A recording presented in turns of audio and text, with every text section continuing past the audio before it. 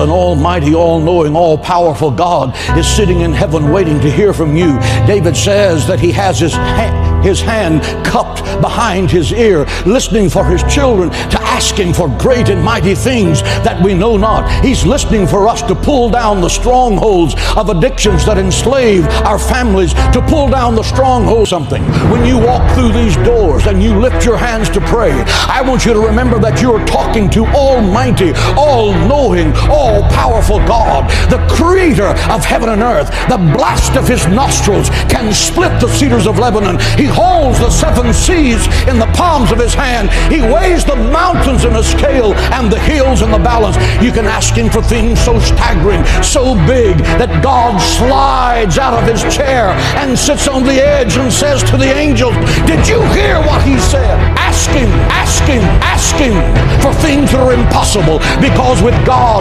nothing is impossible. Ask him to defeat the giants in your life, because our God is a giant killer. Ask him to divide the sea before you and to bury Pharaoh and watch him turn your enemies into fish food. Ask him to send fire from heaven as he did for Elijah, and he will. Ask him to walk with you in the fire of the fiery furnace and be the fourth man in the fire, and he will. He said you will walk through the fire and the fire will not burn you. You will walk through the water and the water will not drown you. Ask him. He's the God who cannot fail. He's waiting to show you great and mighty things. Ask him.